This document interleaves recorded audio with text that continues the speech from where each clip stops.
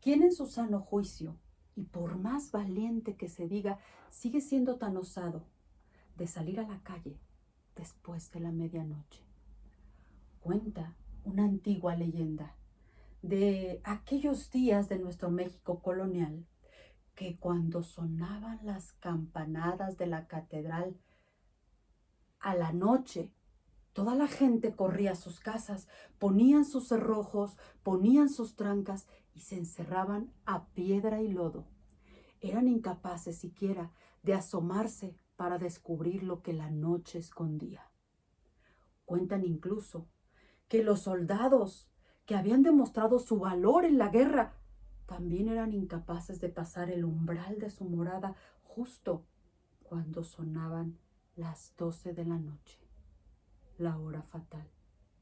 Dicen que ella les había robado el sueño, les estaba quitando los ánimos y que era como si todas las personas trajeran un clavo atravesándoles el alma.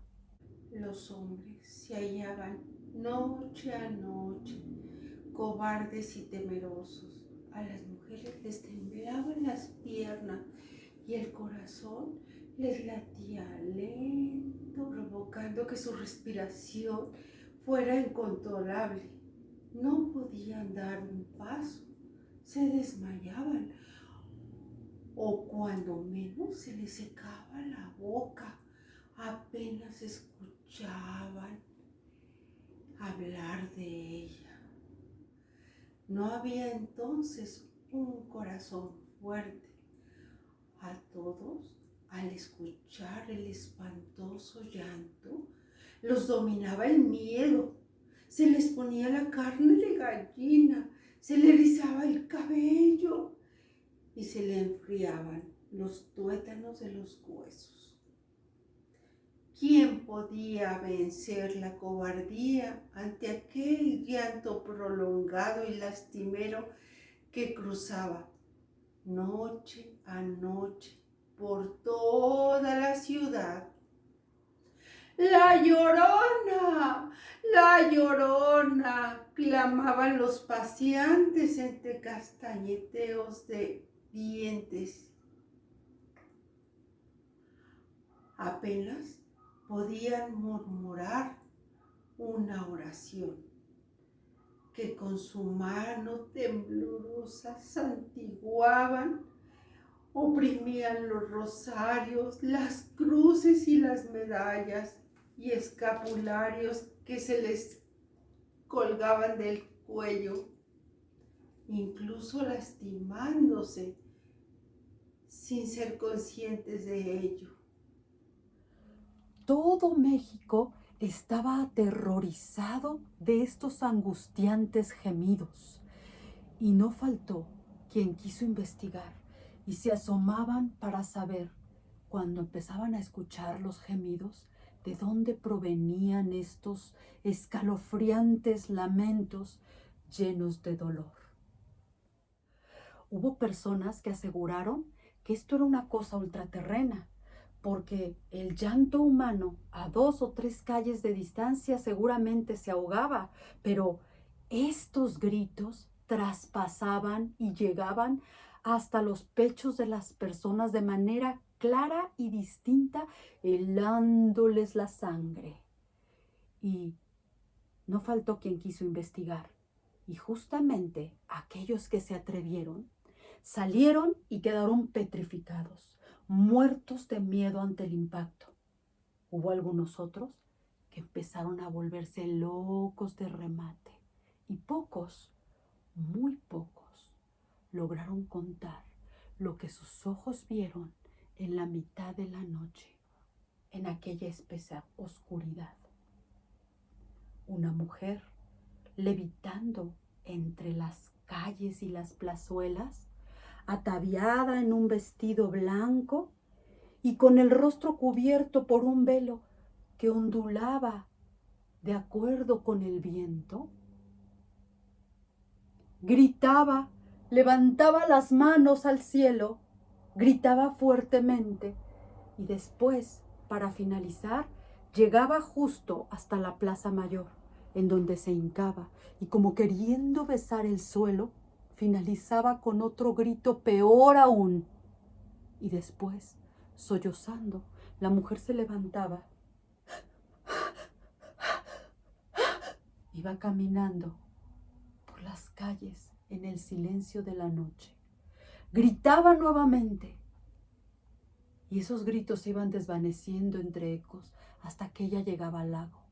Ya en el lago desaparecía como una niebla sobre las aguas, o parecía como que el agua se la tragaba. Nadie lo llegó a saber. El caso es que allí desaparecía ante los ojos atónitos de quienes habían tenido la valerosa audacia de seguirla. Siempre a distancia, eso sí, pues un profundo terror daba al acercarse a aquella mujer extraña, que hacía grandes llantos y se deshacía de pena. Esto pasaba noche con noche, en México, a mediados del siglo XVI, cuando la Llorona, como dio en llamársele, llenaba el aire de clamores sin fin. Las conjeturas y las afirmaciones iban y venían por la ciudad. Unos creían una cosa y otros alguna muy distinta, pero cada quien aseguraba que lo que decía era la verdad pura y que por lo tanto se le debería de dar entera fe. Con certidumbre y firmeza aseguraban muchos que esa mujer había muerto lejos del esposo, a quien amaba con fuerte amor, y que venía a verle llorando sin linaje de alivio, porque ya estaba casado y que de ella borró todo recuerdo. ¡Ay, mis hijos! ¡Mis hijos! La gente solía decir que ella no se había casado con el hombre de su vida, que la muerte se le había adelantado. Otros decían que los lamentos eran porque justamente el hombre andaba perdido entre vicios. También decían que ella había dejado a sus hijos huérfanos y por lo tanto en desgracia. Pero también decían que quizás los hijos la habían matado y al no encontrar ella descanso en la otra vida, pues venía justamente a encararlos por su cruel asesinato. También decían que era una esposa infiel y otros aseguraban incluso que por ser infiel, un marido celoso le había arrebatado la vida con un puñal.